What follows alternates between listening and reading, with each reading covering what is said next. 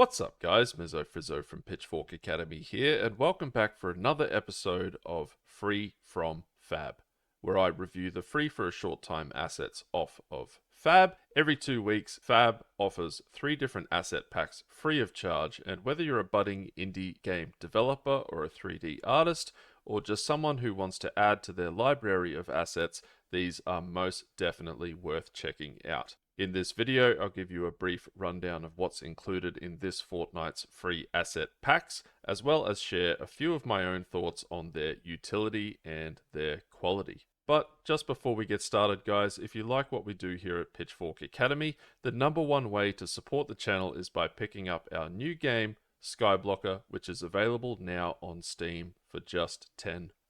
It's a fun 3D arcade style puzzle game where you stack blocks as high as you can while battling the elements and gravity to try and earn your place on the global online leaderboards. But without further ado, let's take a look at these assets. Alrighty, guys, now as you can see here, this fortnight's assets are freely available until July 29 at 9:59 Eastern Time.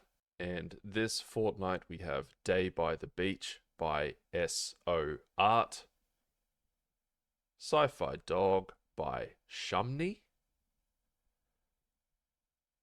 and Medieval Sewer Dungeon by NM Studio. So let's jump on in and take a look at Day by the Beach by So.Art. Straight off the bat, guys, I don't know if there's really that much I can say about this asset pack. It does say in the technical details that various switches have been turned off and reduced samples to keep the performance in check, and I did get a bunch of these warnings when I tried to open up the example level, and it may very well be user error. Granted, I don't know much about runtime virtual textures or lighting.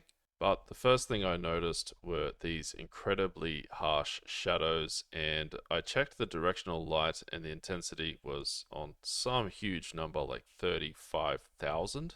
I turned this down and down and down to test just how intense a directional light really needs to be to get some realistic lighting, and I found that it only needed to be about 100 lux. So I don't really know what they're doing with the intensity of this directional light in the example level. Perhaps they were trying to compensate for something here, because the shadows do look really quite dark. But at the end of the day, if you crack open the overview level in this asset pack, it is essentially mostly these one-sided meshes, these cliff meshes, and these 6 materials. There are apparently also 78 material instances and 124 textures up to 4K.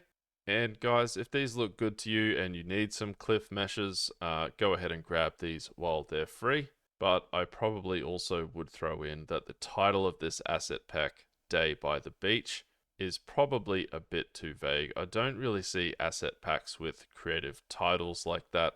They usually just say what they are, like Downtown Alley or, Derelict Corridor. And yes, this asset pack does have seashells in it, but with what you get here, it would be a bit of a stretch to make a beach. So if you were hoping to, get this asset pack and make some sort of beach scene, it would require a little bit more.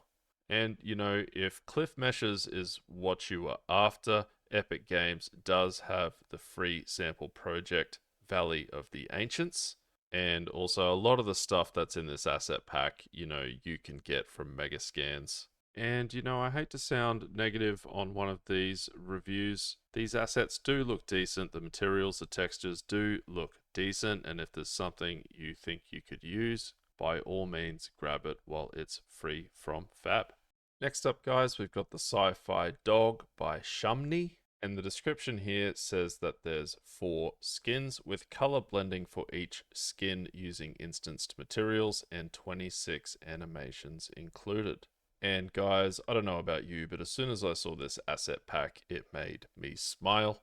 I am very much a dog person, and this guy looks like Manny's best friend. There's a lot of fine details on these guys, and it looks like the normal maps have very fine detail. and I do like the look of these guys very much, especially the sort of silver or chrome skin. And the animations look okay, but I would say there's a missed opportunity here to have some more sort of locomotion based animations. I would have focused more on sort of walking and running on different angles and turning, and maybe some stand up and sit down sort of transitional animations would have been nice. And it doesn't seem like these guys are rigged. According to the description, they use a custom skeleton, so you would need to rig these if you wanted to animate them, you know, with any degree of quality. But nevertheless, I am very tempted to set one of these guys up in a blueprint and see if I can't make him follow Manny around in the template project. Although the styling has got a lot going on, I do feel like they match Manny pretty well, especially the white one here.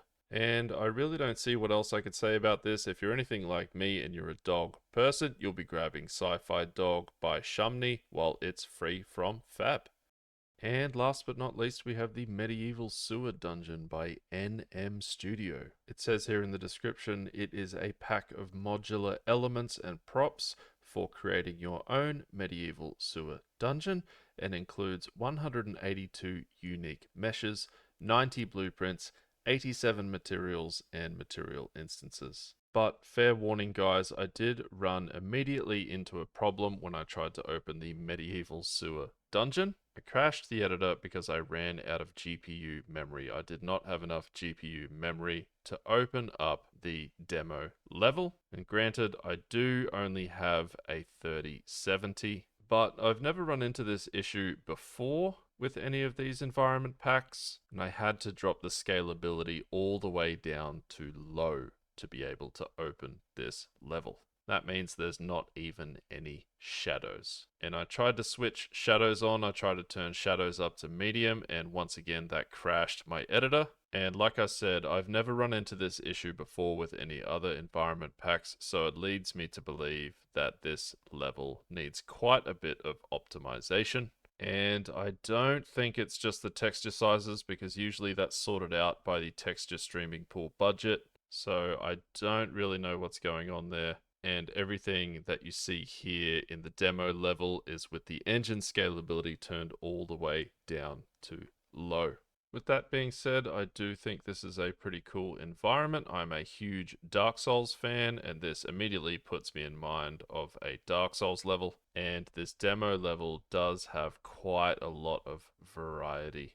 It is a sprawling level with various different rooms and hallways, you know, slightly larger rooms and small tight rooms with sort of like caged off areas at the ends of some of these corridors. It is all pretty cool. But it's just a shame that I couldn't see this level in all its glory, and if anyone finds a fix, please do post it in the comment section below.